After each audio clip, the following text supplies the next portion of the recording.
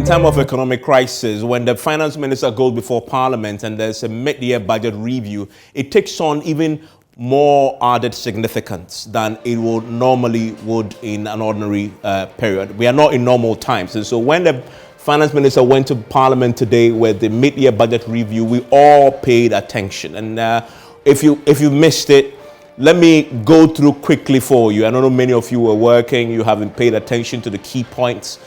I want to now go through it and break down for you some of the key highlights of what he said today, because it has an impact on you and our survival, our collective survival as a people. So what did he say today when he went to the before Parliament? Now, one of the key things, we all know we are in a crisis. The finance minister accepts that we are in a crisis. So he assured on behalf of the president that they will do whatever it takes to get us out of this. But I find it very interesting. For the very first time, the finance minister put a timeline to it, right? So we've all been asking the question, yes, we're in crisis. How long is it going to take us to get out of this crisis? For the first time, he gives us a sense of how long it's going to take. He says 2.5 years. 2.5 years. That he will turn the economy around in 2.5 years. Was he being overambitious, knowing where we are and the kind of challenges that was facing? So if you missed it, this is one of the key highlights of this. The finance minister communicating the government and the president's determination to turn around the current economic crisis in 2.5 years. One of the key questions we'll be asking our panelists is this realistic? And we'll be joined later on at 9:30 by Bright Simmons, who've been analyzing this. We'll put this in some context for us when we do this analysis. And then he also says we are not seeking, and before he went to the House, many thought he was simply going to ask for more money, right? Many thought so, experts had predicted. But he went today and says, we're not asking for more money. Normally you say supplementary estimate. He's going to ask for more money. Okay, so we started off thinking we're going to spend X amount. I mean, in the midst of the crisis, we are not raising enough revenue. Remember that e-levy, and he didn't mention e-levy once. I mean, that in itself is an interesting one we'll talk about. But e-levy is not giving us as much. But he says, I don't want more money. I am going to live within my means, which is quite refreshing to hear from a finance minister. For the first time, he says government will stay within its means for 2020. Whatever we said in the 2020 budget, when we read the main one, he says we are going to stay. We are not going to borrow. We are not going to, well, not even say borrow. We are not going to ask for more money. We are going to stay within what we had budgeted for. So that is refreshing. And so how exactly is he planning to do this? Because it's a long time since we heard any finance minister say that we'll live within our means. He says that they are going to rely on the windfall from upstream petroleum sector. The windfall finally basically is, you remember in the midst of the crisis, one of the benefits of this crisis, if I can call it so, is that the commodity prices have shot up. And one of the key commodities we export is crude oil. And what it means is that we are getting more money from the crude oil than we normally will get with what we had projected the price of crude will be because of the Ukraine, mainly because of the Ukraine and the Russian invasion of Ukraine. That has gone up. We're getting extra money from there. That's a windfall. And he's saying that you're going to use that amount we'll spend within that because that's something we didn't plan for that we are getting, right? Amount we didn't plan for that we are getting. So we're going to spend that instead of asking for more money from Parliament. So that's how he intends to do this. But these are some of the interesting growth figures. One of the key things you notice is that we missed a lot of our targets. Growth rate was projected last year at 5.8. He's revised it down to 3.7. Inflation was 8%. This is really fascinating. 8% inflation, that was what he read to us in last year. Now look at where we are currently. And this is conservative estimate. We are way above this. I'm pretty sure by the time that the statistical service comes up with the next one, we will see that it's gone up. Fiscal deficit is 7.4. We are 6. We revised it to 6.6%. International reserves, and this is an alarming one. There was some controversy in the House last week. I didn't quite get clarity on this from him. I was expecting to hear him be very clear on where we stand with our international reserves. We didn't quite get that clarity. So maybe my guests who are both on the finance committee will help us with that clarity on where we stand, because this is really that is what it comes down to. When your foreign international reserves depletes to unsustainable levels, that's when you know. Ask Sri Lanka, they'll tell you what happened there. You can't import your crude, etc., etc. So that then it becomes an apocalyptic situation. So I was hoping to get some clarity. Hopefully we will get that.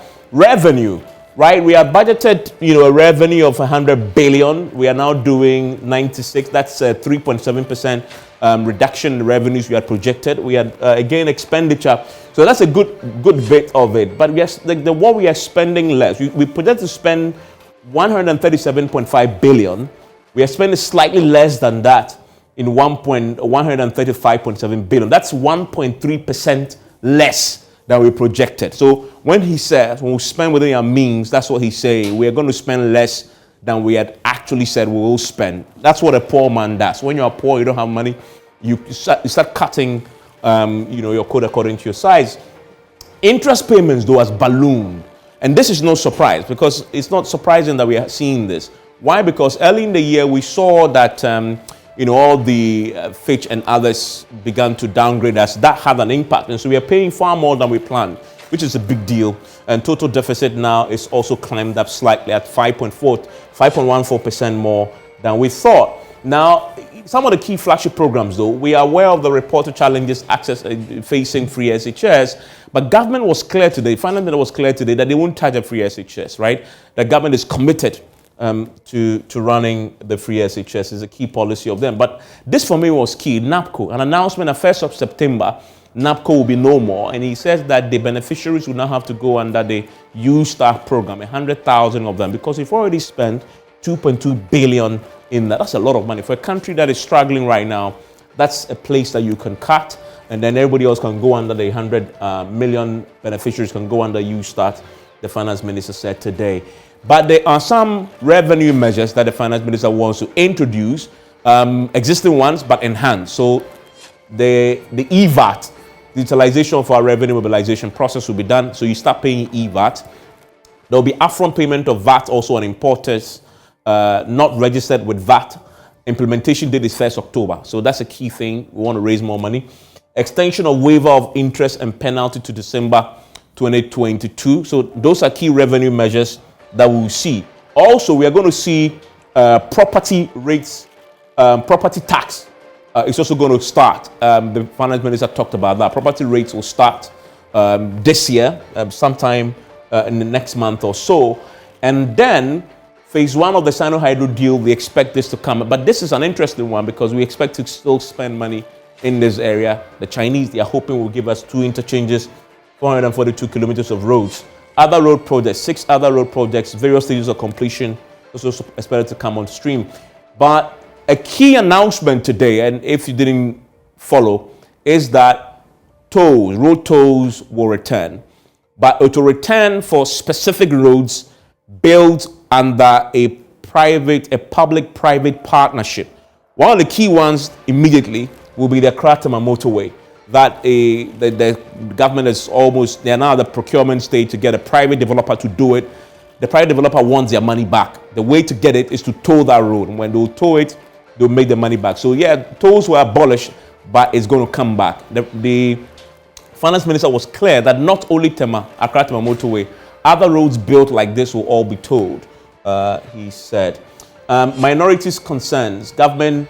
And this is a key thing that we need to get to the bottom of. The minorities alleged today that in the hard copy document that was submitted, government borrowed more than 22 billion of fresh CD notes, right? Which in essence, they say is quantitative easing, which is the central bank printing more CDs. And the allegation is that the central bank has printed 22 billion CDs and without parliamentary approval.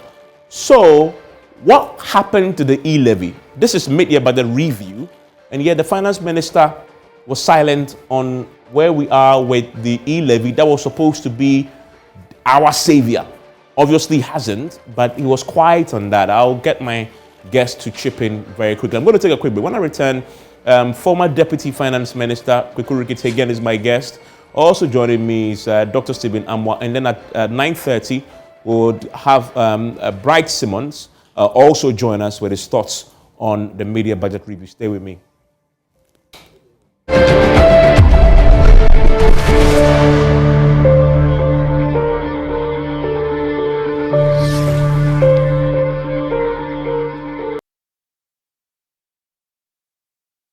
And thanks for joining us. My guest, the debate has already started in the studio. Dr. Stephen Amoah is a member of the Finance Committee. Also joining me is former Deputy Finance Minister Kweku Ricketts-Hagen.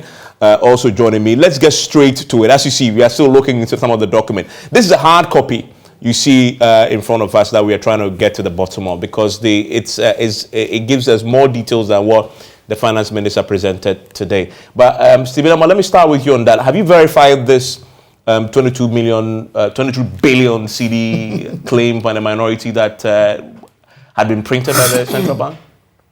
Thank you very much. My regards to our viewers. Yeah. And I'm not elaborating because this is a very serious issue. Yes, it is. Actually, we have something called asymmetric information management. Even within this organization, multimedia, there are pieces of information you might not know, your boss may know, you may know. So quickly when they said, are they preliminary checks? Okay. When you say preliminary, it's like you are doing a test, you do preliminary, then you do confirmatory.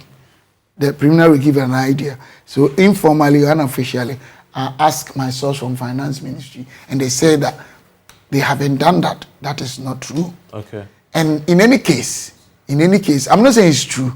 If we print money, why should that be an issue? No, the question is that you print it without parliamentary approval. Do we seek parliamentary approval before print money? Your colleagues quote the Bank of Ghana Act to support their claim. Okay, if that is so, it's not everything I know. If indeed we were supposed to seek parliamentary approval before printing money, and we've printed money and we have not done that, then that is wrong. But my checks indicate that they have not haven't printed money. You understand? Let me quickly get, because the reference page in this document is this is page 97, and it's appendix 2A, summary of central government operations the half year, right? And it says BOG operations 22 billion. And how does that constitute? What's your understanding of this? Is that you've been at the finance ministry before? Basically, what it is that we are trying to stop something called getting the Bank of Ghana to finance government. Yes. Okay. From what I see here, and this is the first time I've seen, because I haven't had the hard copy, clearly shows that there had been 22 billion coming from the Bank of Ghana. Yeah. The only way Bank of Ghana can have 22 billion is to print the money. That's basically what it is. Now, we need to look further into this. I just wouldn't want to jump into conclusion here. Yeah. To look further into it, because it seems to be, it wasn't budgeted for, obviously. As you can see in the budget, it says zero. Zero, yes. But then you have 22 billion What here. is not budgeted for? Well, it's not budgeted for. That's what. It's there. Budget. So the document says on the budget. 22. Yeah, the budget column. 2022 budget. It's zero, because everything else you see. This is how the budget is going. Everything is going to be financed. It says zero. Yeah. And then first, but if you come to the end, first half, it talks about the 22 billion. Yeah. But what I'm saying is, I really can understand them saying that they want to stop Bank of Ghana financing government projects and other things. You see, boss, let's do our best not to always fight for literal benefit or utility for a group or individual or whatever because of politics. But here's the question. Let's get to why this is important. But even now, we need to have clarity before we waste our time. I agree. I agree. Spend this. No, you are spending it. The figure you yourself there. But on the face of it, indicate that it is printed. I'm telling you that. No, I'm asking you. Where would it have come from? Oh, explain to me. Where would it have come from? Yeah, you know. I don't know. That's why. So you can tell us with emphasis that it's printed. Absolutely. So if it's not printed. We'll hopefully get some clarity. Let's get to the heart of that. I'm telling you what it is. Yeah. But finance. I ask finance minister. You've said they not printed. So we'll get some clarity. Say they printed. Let's get. find out. We'll find out. He's asked to say we'll find out. I know what it is. I'm telling you. Let's get that. Ricketts, say you don't know. No. I know. I said this is the first time I've seen the document. Ricketts, we'll come to that. Now both of us will get to read the budget. We'll get to the bottom of it. And here his indicator is printed. But here's the question though. I want you to address for me. It's not true. The Bank of Ghana does not get money only out of print. No problem. Let's move away from that whilst we wait for the clarity. It's never true. In the media budget, the finance minister says he's not asking for more money. He's hoping that he'll make use of the windfall. But in that same document, he's now introduced at least 15% COLA for workers, which wasn't budgeted for in the last year. The question is... Which wasn't what? 15% COLA, the cost of living allowance. It wasn't in the last year's budget, right? But he's not asking for more money, right? It wasn't in the last year's budget. It wasn't budgeted for. I mean, this is something that was just... But all these things, are they within the appropriation? No, this is my question. The 145. This is my question. My question is, where are we finding... how much first? Do we know how much we are getting from the windfall? And would that be enough for the rest of the year? Where is he going to find extra money for this to manage everything else he needs to do? Evans, let's be very honest. When you ask me this question, which is very important, I agree. But how do you expect me? The finance committee. Have you been briefed at all? All the finance committees, we are not implementers. For your information, we are regulators. So you don't know? So I don't know. But okay, no problem. I mean, but you can say that. It's my job to ask. So do you want to tell me that even the fact that we are cutting down 30%, all those important issues, you haven't asked anything about any good side of it? The controversial issue of whether money is printed, the issue of somebody giving COLA, and that the windfalls, whether we know they will be up to or not, this is the only thing we need to discuss. No, but no, I'm asking. Let me ask. I'm asking. No, it's okay. I think you've answered the question. You're not being fair to me. No, you know you're not being fair. I'm being honest with you. Let me ask the same question. You're not being fair. Let's try to do things to reposition this country in a way that will benefit the country. So I think you've answered the question. It's a fair question you said. But I understand. You said you don't. But this program is all about things that are so ambiguous. No. Let me ask Ricketts. Explain things to people. We need to go straight to issues that will help them. Doc, stay with me. You're here with me. We'll get to other issues. But I want to ask that same question because it's an important. He acknowledged an important question. Usually, you will hope that you will do what is it called, workers' negotiations before you actually do the budget. Yeah. Now, this COLA negotiation was done after the budget. So, obviously, it's not been budgeted for. That is why he's come to the media review to say that, look, we have negotiated this and it needs to be paid for. Now, the question we are asking is that how do you pay for this? Because usually, media review, you either come to give information or you come with also, estimate. Now, the finance minister told us today that he's not coming for any more money. Therefore, anything that you have in the media review that requires money, we need to know where the money is going to come from. If it's within the appropriation. No, it's not in the appropriation. That's why you are not understanding. You check. Please, try to understand let's make this orderly so audiences can understand this. Yes. It was negotiated after the budget. It couldn't have been in the appropriation. True. Okay, so then how do you compare this to the interest payments that moved from 37 billion to 40 billion? Let me explain that to you. Because you have a question, so let me. But let's make this orderly. I'll come to you for a substantive question. Okay, yes. This COLA was not budgeted for because it's not in the 2022 budget, read in November. This negotiation only happened recently. The government didn't know how much it was going to pay until after it has negotiated. That is why it's come to the media review to try and say that this is what I've negotiated, and we need a further and better particulars as to how that money is going to where it's going to come from. Now, we're quickly on the interest thing that has moved to the 41. It was in the budget, November's budget.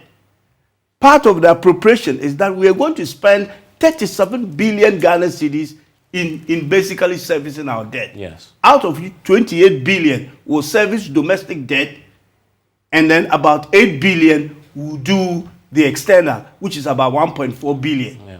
Now, what has happened is that the domestic $1.4 billion, which used to be at about 8 billion at the rate of 6%, at the rate of 6, let's say 6 to the to the dollar has now moved to 8.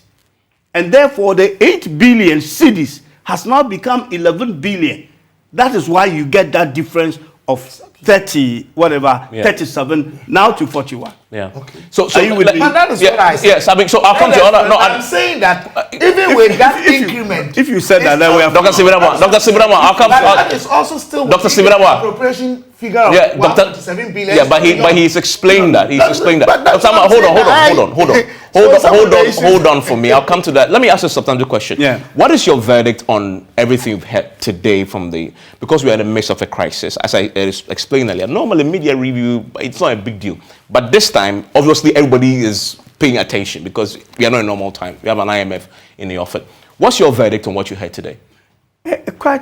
Basically, what we were expecting today, or what most Ghanaians were expecting today, that this media review will give a strong signal to the IMF and the international finance community that this government is actually willing to adopt measures that the IMF is going to come up with, if they have signed up to it, in terms of fiscal and monetary measures that will get the economy back on track and restore economic and financial stability. This doesn't seem to be doing that. Now, the other thing as well, the surprising thing here is that we are going on an IMF program where supposedly we are going to be looking for money to address balance of payment issue. Yes. So you would expect that there are other sectors of the economy. If we get money to the balance of payment issue, there are other areas, all these flagship programs and all that you require money from. So if you are moving money from one area to address the IMF program will not start until probably next year. True. So the balance of payment issue has still not been addressed by this media review.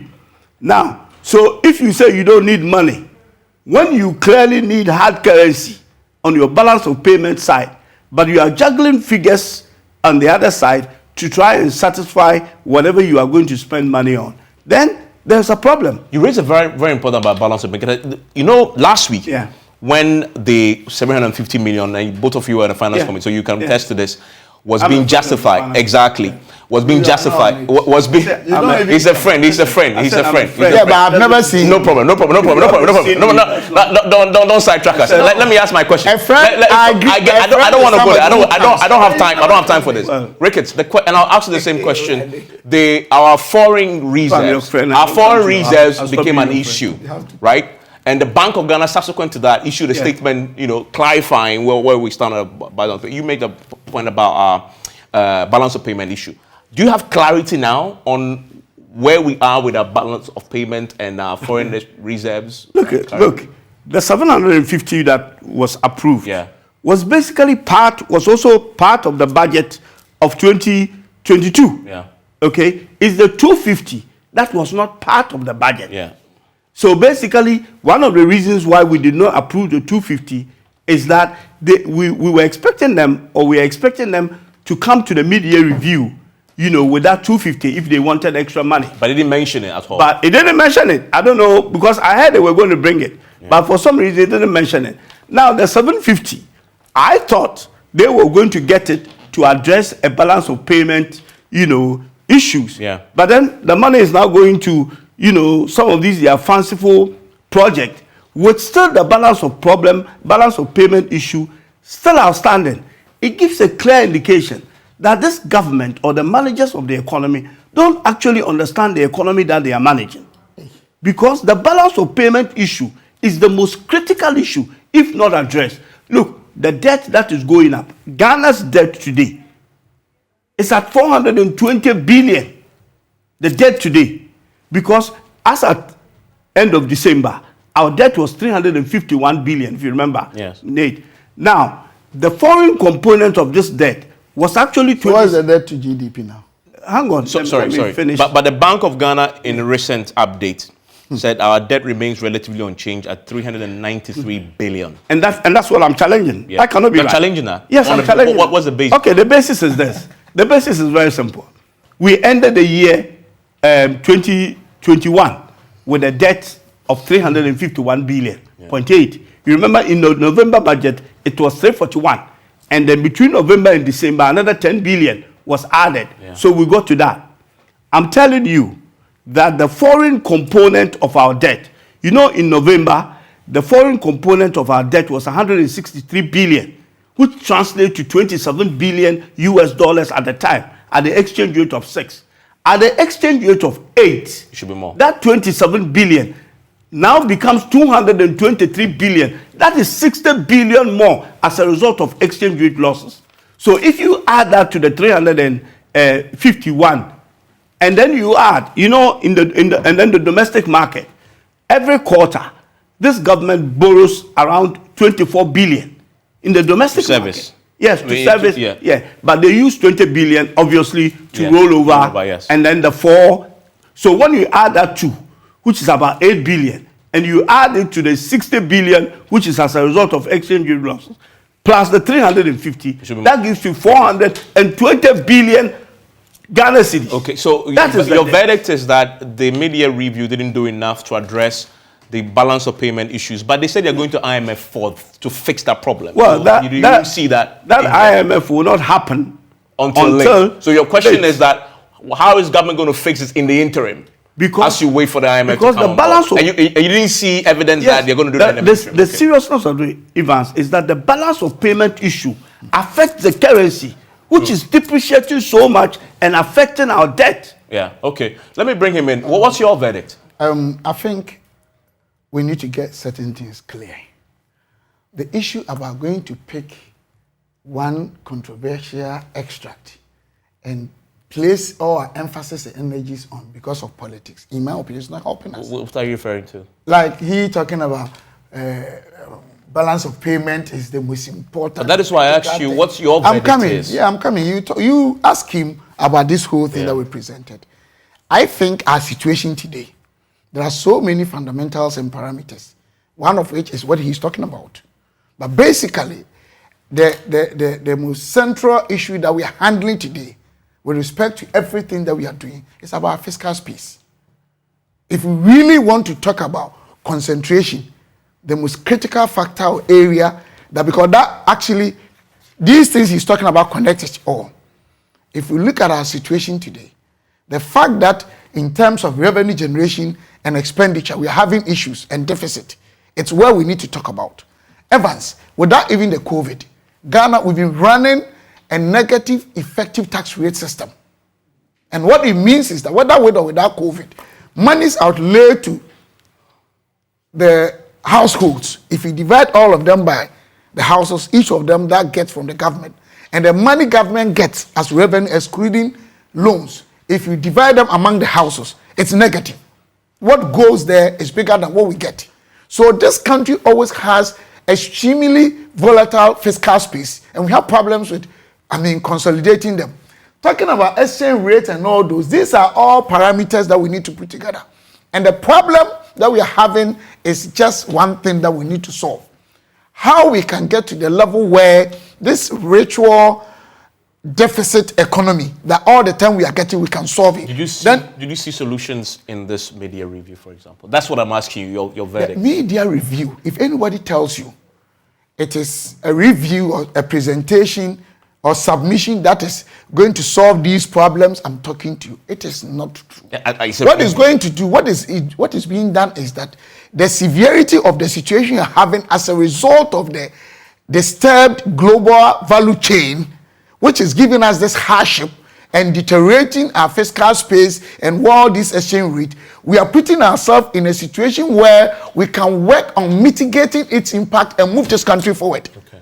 I.e., one, you see that we are not adding more because we need to control our expenditures. We still need areas we need to work on. But the government is trying to be careful to stay with what we have and see how we can look, debt to GDP has not reduced below 80%. It's a fact. Based on this is according to? Oh, it's a figure we discuss in me. I'm not with finance ministry. I'm with finance committee. I'm always on the floor. It's the last time he presented his statement, you were there. And I'm coming. Because debt to GDP basically is your debt portfolio over your GDP. Yeah. The GDP that we had was not growing as a result of impaired productivity, which is an uncontrollable factor. Here the GDP we are growing. I'm coming. Downwards now. Yeah. Because we look at, these are all projections. Maybe people don't understand the budget, or they try to misconstrue it because of politics. Budget is basically projections. Yeah, I get it. You can revise it down or up your figures based on the prevailing inducing I just factors. mentioned that because you talk about debt to GDP. Yeah. I mean, if you revise it downwards, it then affects. If you revise it downwards, no, revising this down, this is still projections. We are not talking about reality. I get it. The statement I made was reality.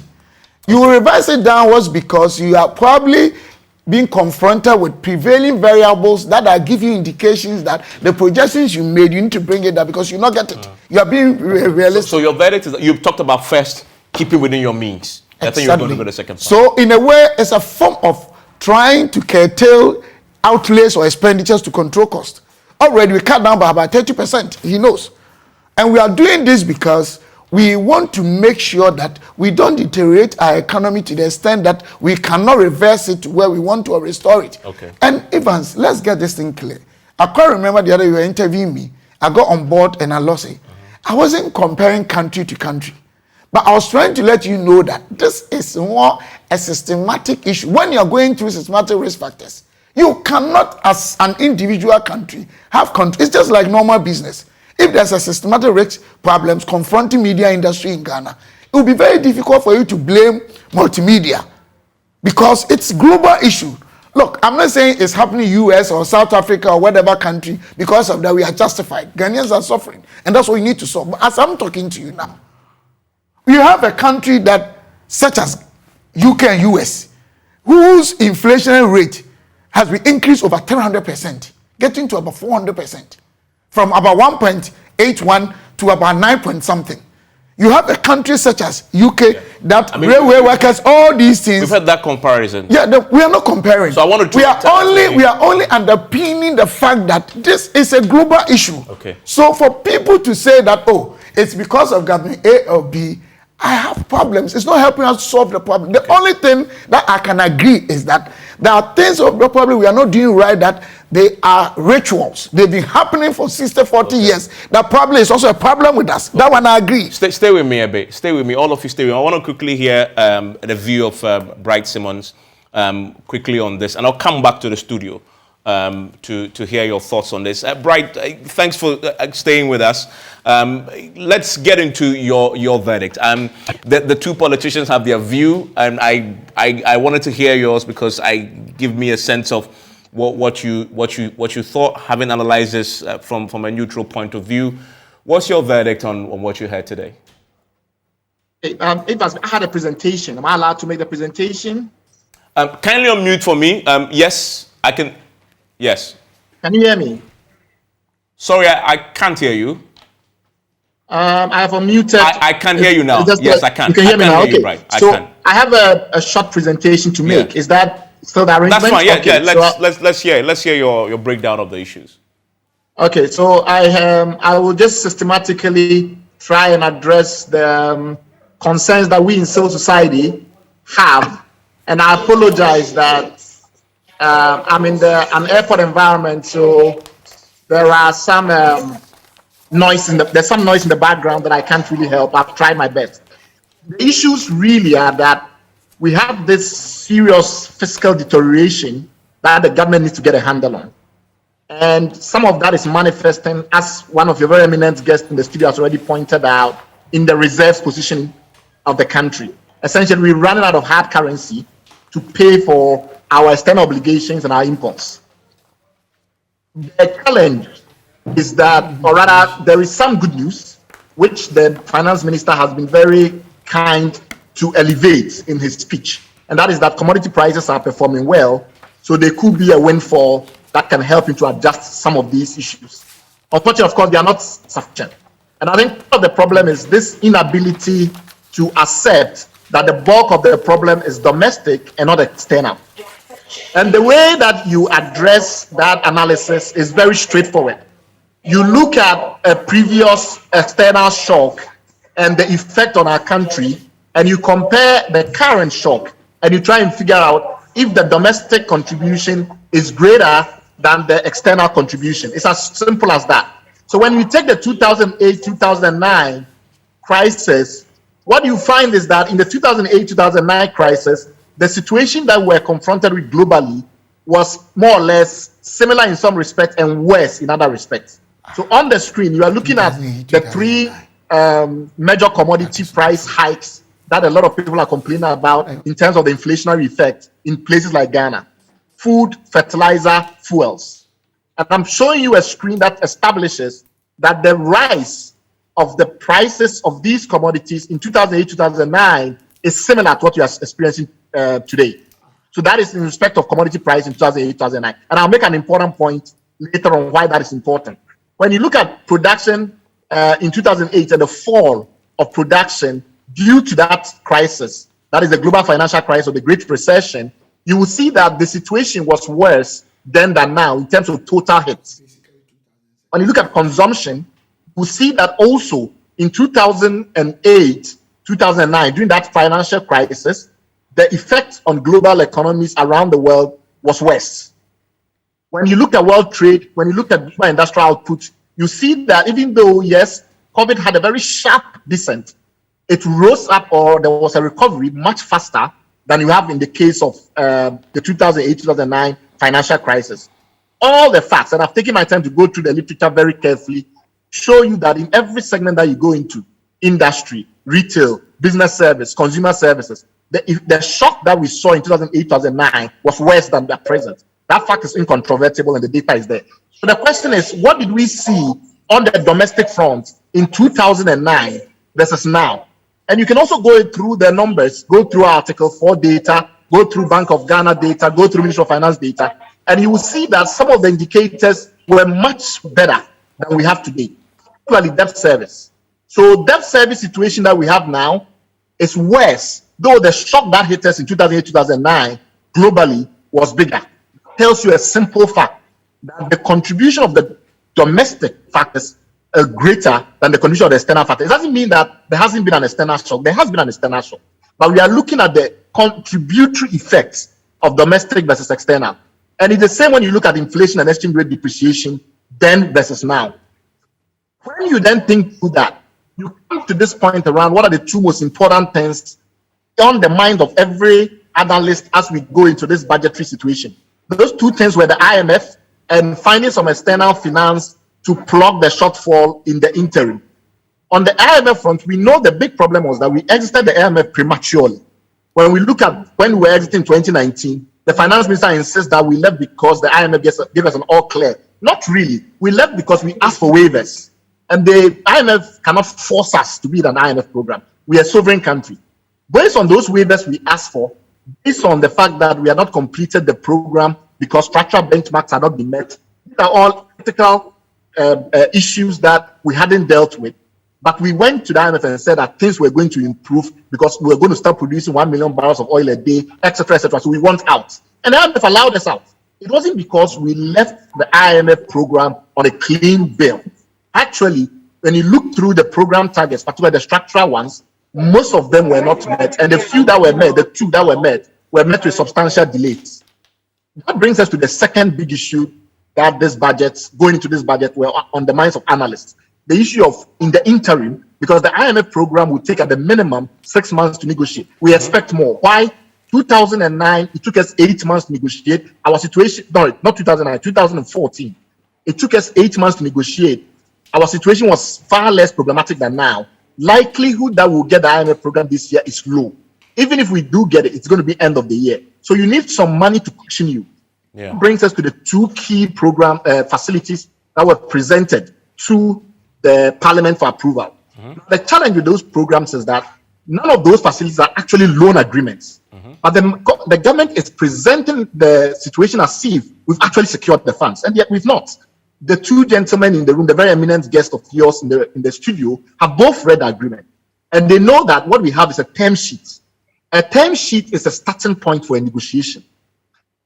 You get a term sheet, based on that you negotiate a real agreement. Once you negotiate a real agreement, there's a disbursement schedule. There are significant issues which convinces us that this is unfortunately not a short-term fix. And I'll give you a few of them.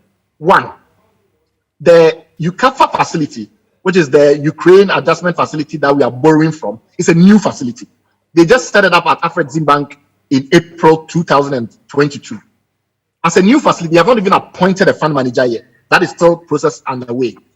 The current request for that amount of money from different countries around the continent, 16 billion. The fund is only 4 billion. That means there's a lot of competition for it. It's heavily oversubscribed. We want to use it for infrastructure. Afrexim Bank generally is not a big infrastructure funder. Here is a breakdown of the areas they generally invest in. You find out that construction is literally something in the region of 4%. So our expectation to use that money for roads means there's going to be more due diligence work, given that this is not their usual forte. On top of that, when you look at the mandate of that fund, the areas in which they wanted to invest in that fund, most of it is in commodity management and in export management. We want to use it to build roads. So there's a big misalignment between what we want to use the fund for and the way the fund was set up. All that tells analysts is that it's going to be longer before we get that money. Perhaps not even this year or end of the year. How are you then going to manage before then? The way you do it is through expenditure cuts, right? Because those are the ones within your control. But expenditure cuts must be realistic and must be credible. The problem we have currently is that expenditure cuts are not credible. They're not credible because if you look at our total spending envelope, it's about 135 billion. Discretionary is about 20 billion. If you decide that you're going to do a 30% cut of discretionary fund, we need to see 6.5 billion series of cuts.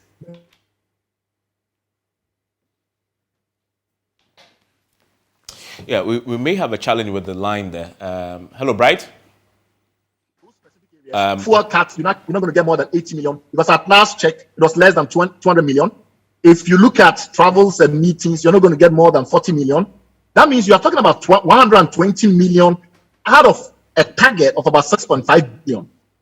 And that reflects in the adjustments that we saw in the figures that were presented, where we are seeing savings in the region of only about $220 million in the current budget when you look at the revised figures. So we are still going to maintain a total expenditure at 135 billion, down from 137 billion. That is not a significant transformation significant consolidation of the fiscal position.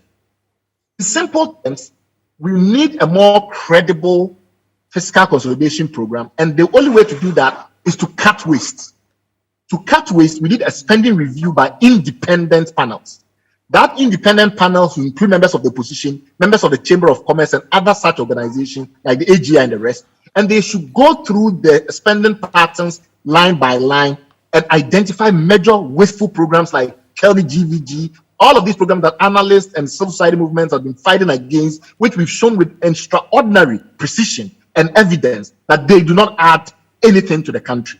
There's zero value for money. We should go after those kinds of programs, cut them, and have a selective default of those things in order to pave the way for a debt restructuring through the common framework, which is the only way out, given the current fiscal numbers. Thank you very much. No, but right, there's something you said that is critical, and I think Ricketts touched on it.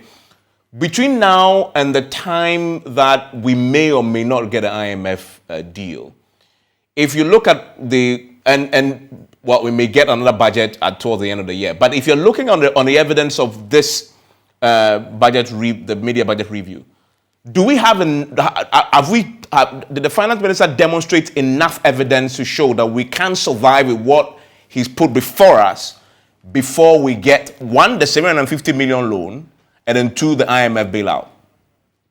Well, that is why I focus on the two, because those are supposed to address our most immediate crisis issues. Yeah. My concern is that with the IMF, as the two gentlemen in your studio, very eminent gentlemen know, you need to go through your debt sustainability analysis. You need to go through your letter of intent evaluation. On top of that, there has to be a memorandum of understanding. Those things don't come quickly.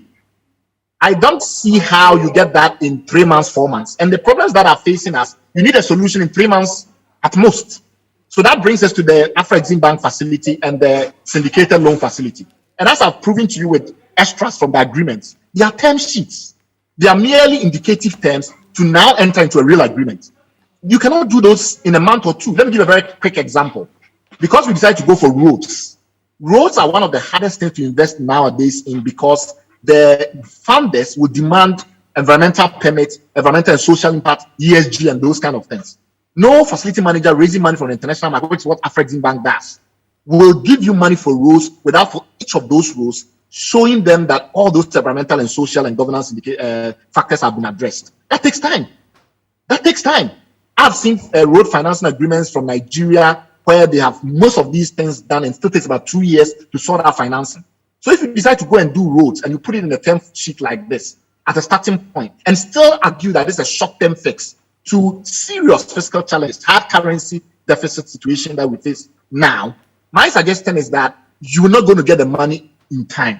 So what do you do between now and you get the money? And I think that is not well addressed, partly because the minister refused to put in any of the numbers that will allow us to evaluate current revenue performance that will enable us to determine how big of a gap we currently have. Those numbers are not in the speech. Maybe they'll be in the main document, which we've not seen yet. Until we see that, of course, we're just going to give them the benefit of the doubt. But what we are saying is that neither the IMF program, nor the Afrexim Bank program, nor the syndicated loan facility program are short-term fixes. And right now we are in a dire crisis. We need short-term fixes. The only thing within our control is to cut expenditure. And the only way to do that is do it credibly by cutting wasteful expenditure, not asking people to stop using fuel at 50%. That is important, but it's not important enough. Why? Because the money is too small. You not get more than 80 million cedis. On top of that, even if you did it well, it's only the top of the organizations that you can use that to manage. Otherwise, what about the rest of them that have to travel and do trekking? Are they going to stop working? Yeah. So our position is we need more credible cost expenditure management than we are getting now.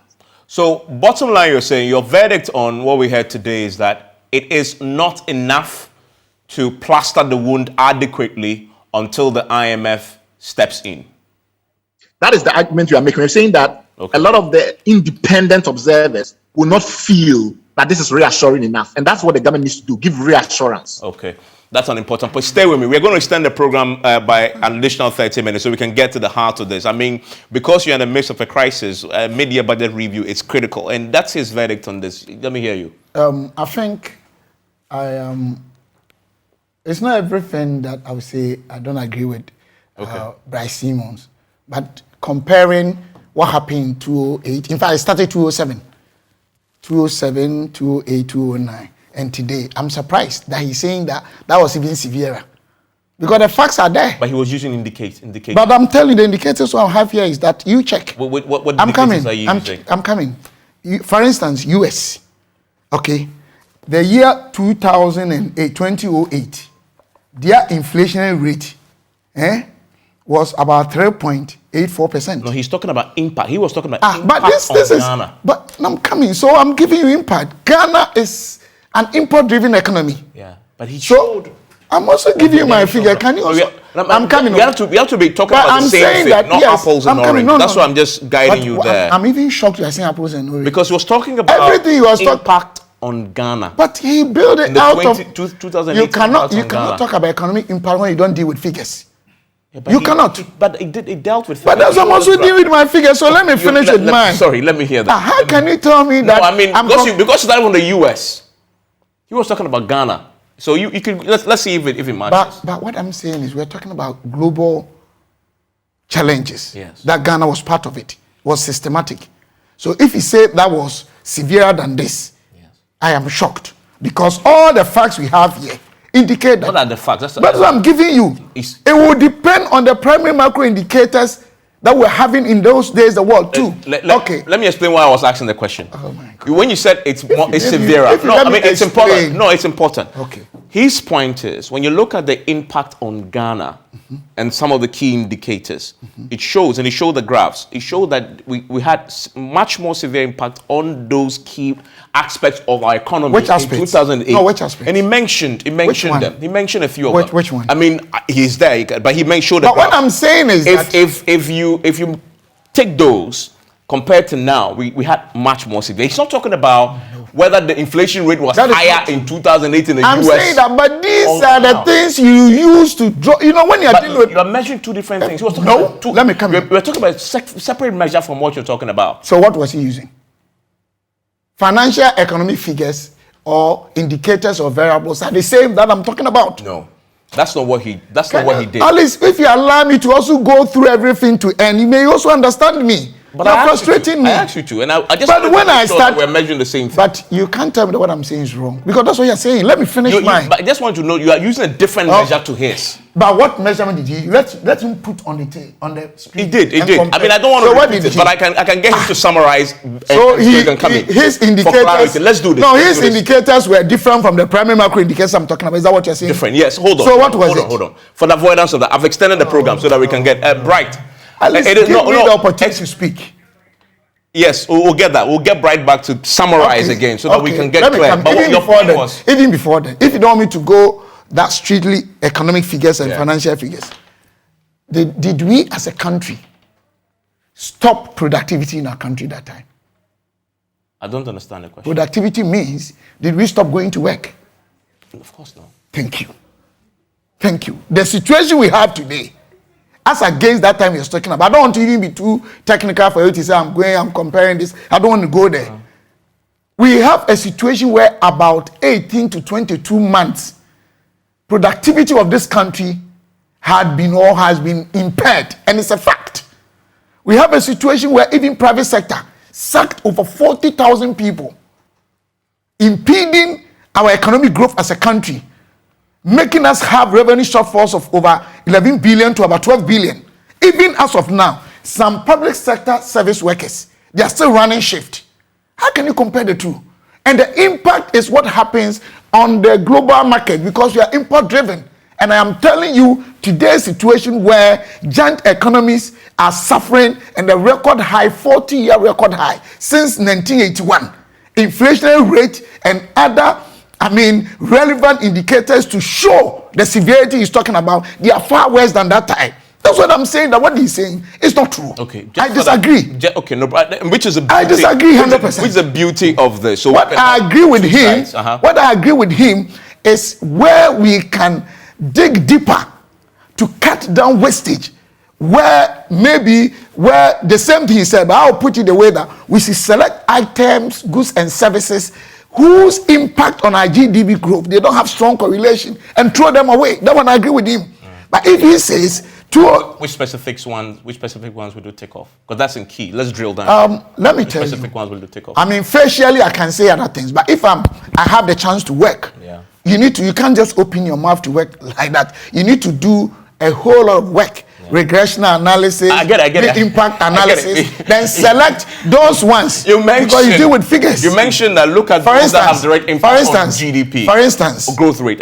For instance, I've been saying this, that if I have the authority and my discretion, exclusive right to decide, all land cruises bought by government, you might say it's insignificant, but it's not. Okay. They should stop using them in the cities. Park them, use maybe 1.8 saloon car, and when you are traveling from Accra to maybe other region or far distant road, you can use they two. You can use it, okay. Maybe all workshops and seminars that we travel to other places like Senche and Co. to do sleep there, eat there, take per diem. We can cancel, do them in Accra. For instance, this wouldn't be short, but in even a media time we can. All the ministries, agencies, all the buildings, we can have 2 skyscrapers within 1.5 years. Put them in, move them all in. The lands there, we give to investors, and the money we accrue will be in billions because we can just have something like, almost like free zone stuff, like Dubai.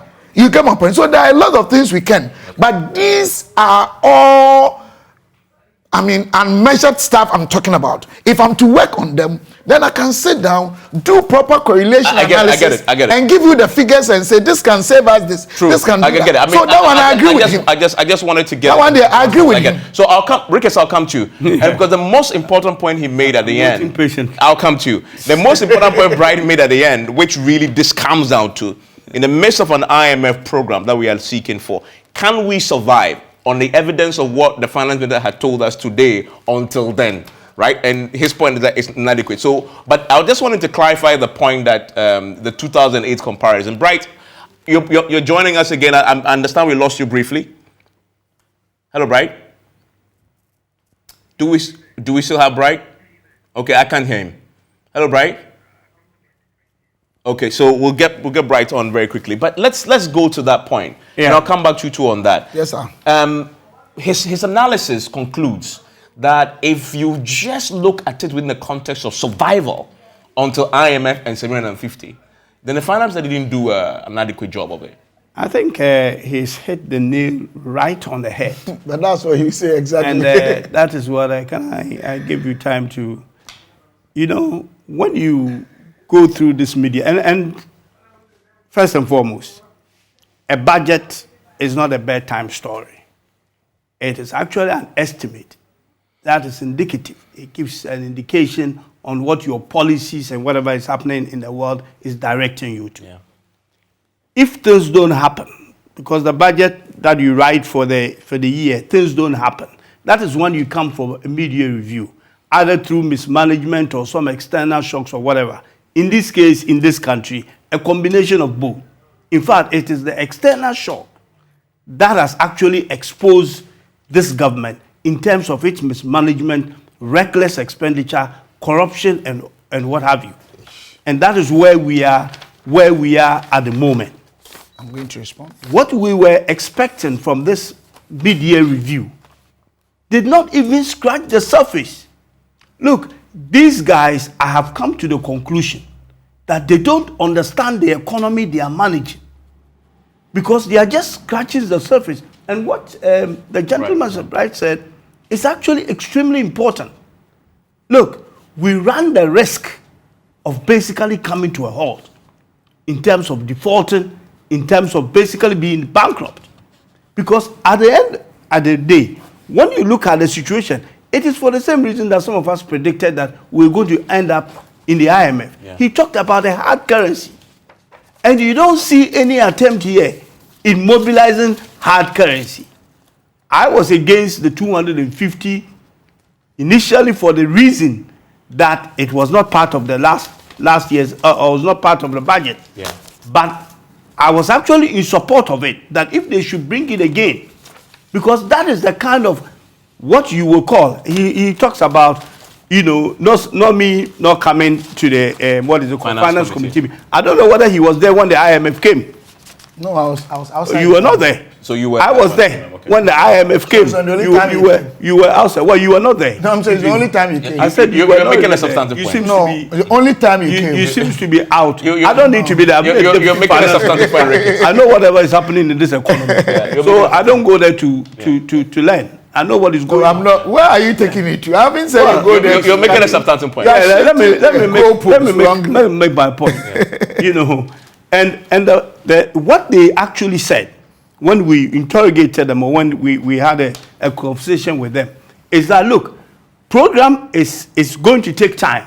I think program is actually highly unlikely from where I sit, because the kind of, if they do the debt sustainability thing, the assessment, and then of course they find out that which they said they would do. Which they said they would do. But we know our debt as a condition for. We know our debt is not sustainable. Yeah. That's the reason why they are here. The macroeconomic across the country, or basically not across the country, around the world, as a result of COVID and Ukraine, which basically happened everywhere. IMF is not everywhere.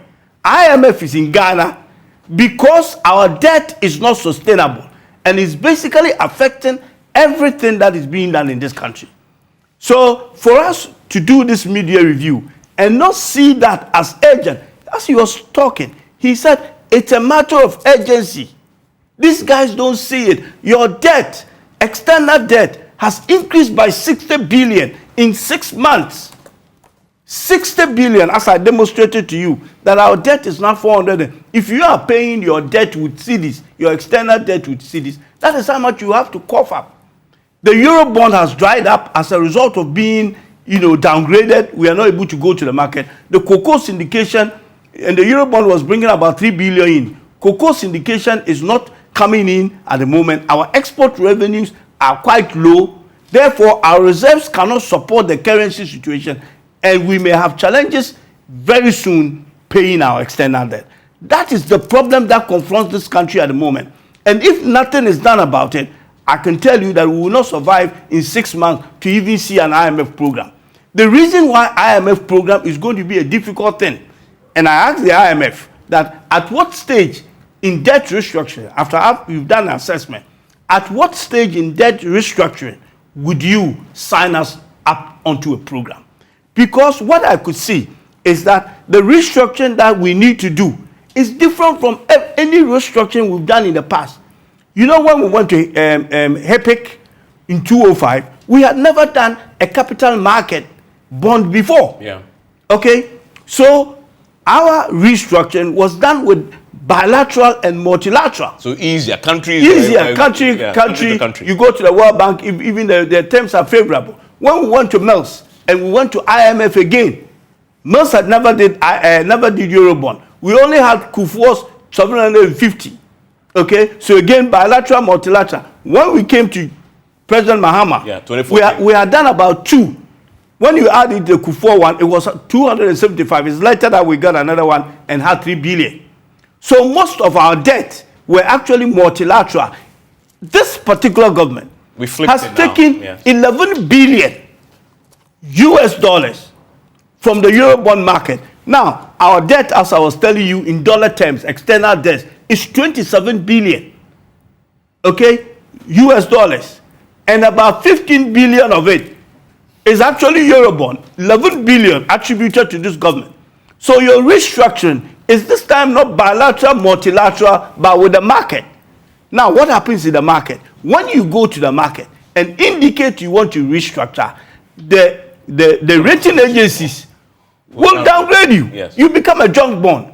So but we already did. Yeah, then you become a federal, you move from the triple C's to, federal. Now the problem there is, basically the restructuring is basically taking fresh loans to retire old ones so that you can have a longer tenure. Yeah, deferring. Yes, but when your credibility yesterday is better than today, which new fresh loans are you going to take cheaper to be able to do that?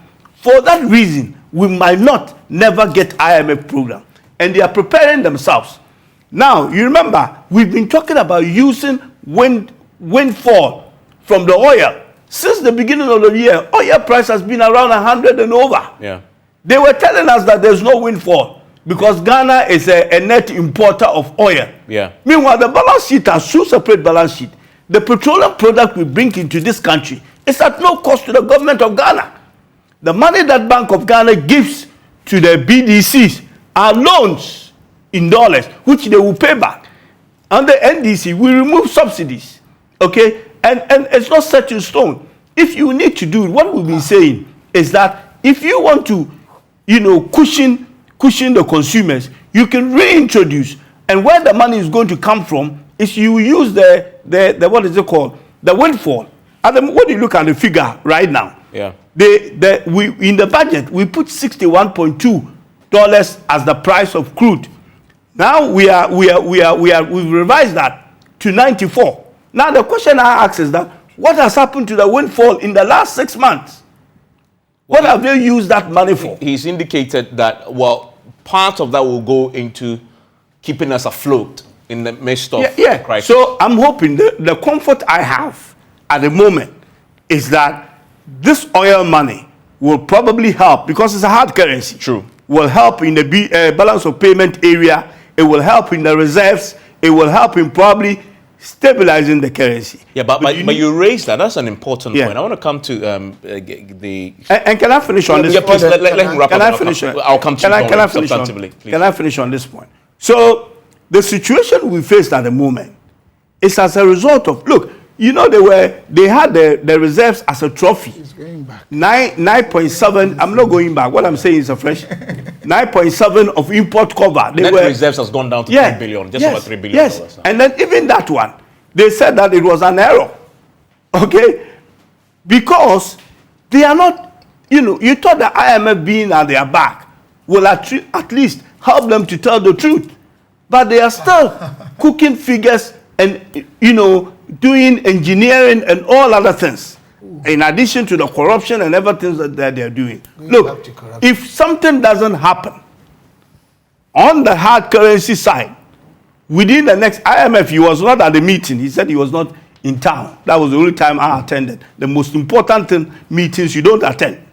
The IMF meeting, which you're talking about. Don't go there. Yeah, you're landing on that. So I'm landing on that. So the IMF said in the meeting. So the IMF said Because one has said, okay, so if you don't get on the program, we brought you here for a balance of payment support, and you are not ready for that. They told us categorically clear that the government will have to continue on bridge financing. That is why they encourage you to approve the 750 million. And the 250. And the 250. Because we will need that bridge to be able to do that if the government doesn't do it. But they have discovered that they could probably now use the windfall to support. Because the windfall, if you look at the calculation, the key question it's now, about, the key question going forward is, is how much windfall have we accumulated?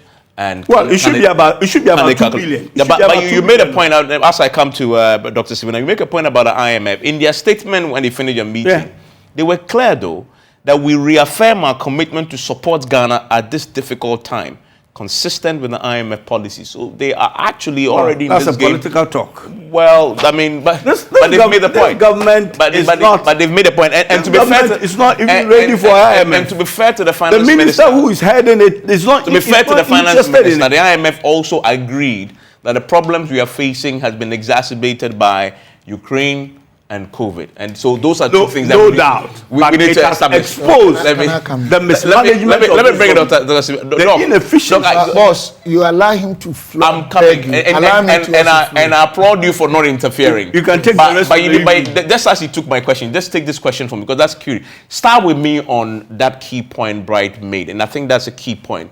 That between now and whatever time we get the IMF program, and whatever time we get the 750 million. How is this country going to survive between now and then? Considering that the Bank of Ghana had said that our net reserves have dropped to just over $3 billion. Can I come to... Sure. No. If you can address that for me before you go on to your other... Because that for me is key. Really, that's what this is all about. This question you're asking is very important. But I always come back to this fact. Let's be very honest. We all know that inflows into government coffers are always not something that probably we project. We are day in and day out, we are taking revenues. Whether they will be enough or not is also another matter to discuss. I'm coming. Never talked about e-levy once. I'm coming. I'm coming. You think you will update You say I should speak. No, I'm just. This is just. But I'll come to that substantive. But go on, move on. But what I'm saying is, I don't think the country has stopped collecting or taking revenues domestically. We still do. So definitely there's a way out. Whether it will be enough, adequate to handle our present challenge. Because I am not at the finance ministry, you know I can't sit here and give you that figure. If you had asked me before I came, I would have done my research on that. Fair point. Just like talking about the windfall. Fair point. But coming back to my issue, I think he made some serious statement that you should allow me. 3 statements. And he repeated, reckless expenditure, mismanagement of the economy, corruption. This is what they do. And then we do comparisons. Then you are saying that don't compare.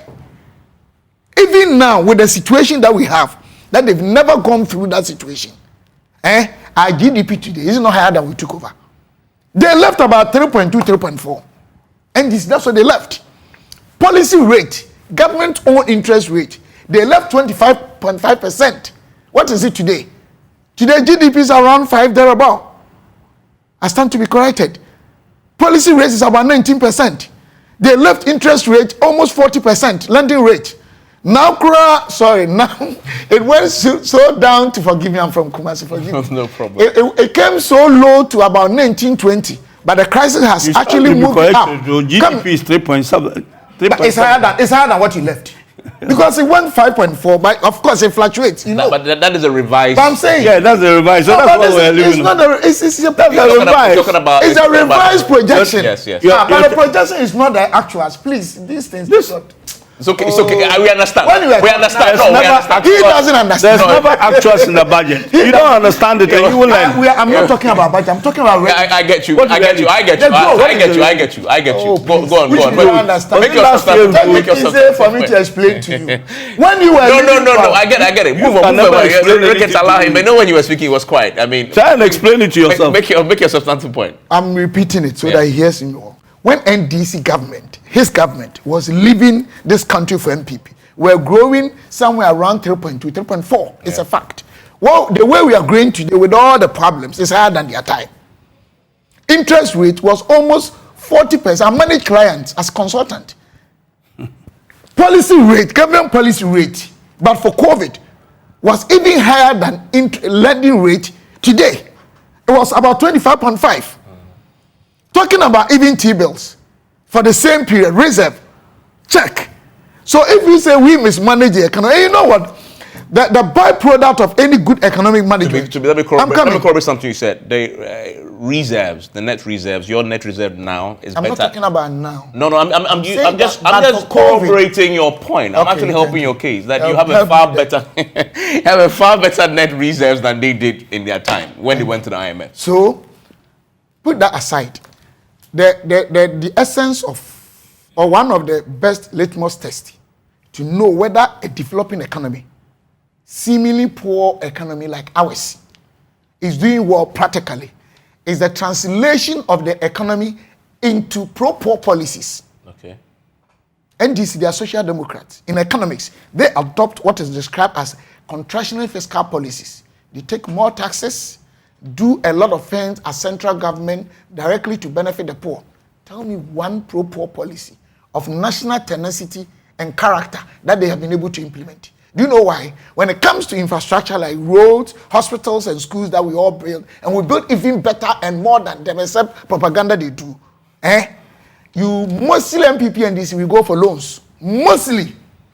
If you are doing pro-poor policy, if it's not grant, mostly it's how you manage internal economy. Because they cannot manage the economy. So for him to keep on and talking about corruption, I will never sit here and say that, oh, MPP, there's no corruption in MPP. I'm not a Christian. I will never do that. You are a Christian, yes. So you won't do that. Me say, if I do that, I'm not a Christian. Okay. You get my point? But let me tell you, if they want us to do comparisons, as of now, as we are sitting here, no court of competent jurisdiction has ever jailed any officer or official under MPP government. Okay, but they, anytime they leave power, they are jailed. Okay, so this is not corruption. He should exactly. He didn't elaborate. He shouldn't even come there. I see you have an IMF. I'm coming. Debt. The IMF situation you're having today is different from their time. The situation you have today, and as you said, the IMF themselves collaborated. A lot more countries, it's not every country. It's not there are about 53, 54, 52 countries in Africa and the world. But there are far more countries. The other time there were about 14 countries. No, IMF is a diplomatic organization. What I'm saying is that countries that are going to IMF today are far more because of the crisis. So you cannot even compare the two. And let me explain this to Ghanaians.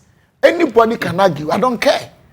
Our debt is going up. Yes. Our debt GDP went down. Yes. Because mostly, one factor is what I said. We always run ritual deficit economy. I have issues with a lot of fundamentals economically. Okay. One is government borrowing at a higher rate than private sector on a market, whether in DC and PP.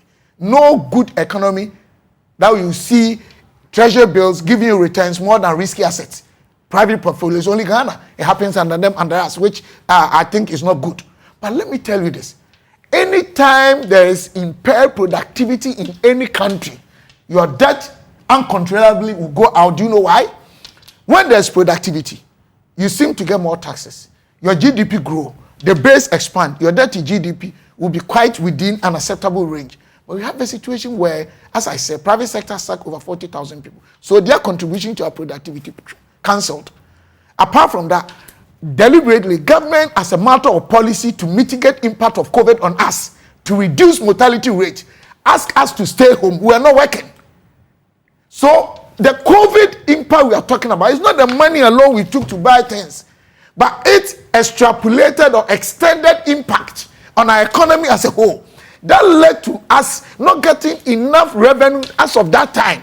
We had shortfalls. So you only take revenue in the form of taxes or borrow, as aside the minor ones. I don't want to go in there. So if there is a natural situation, and you can't borrow a lot, so you can't generate a lot of revenue, and there are situations such as we go in, you'll be compelled to borrow. So if you even go to the PFM Act 2016, Act 921, Section 18, it states three things emphatically without ambiguity, that even in times such as that, we need, upon consultation, suspend even our fiscal rules and policies. What do they mean?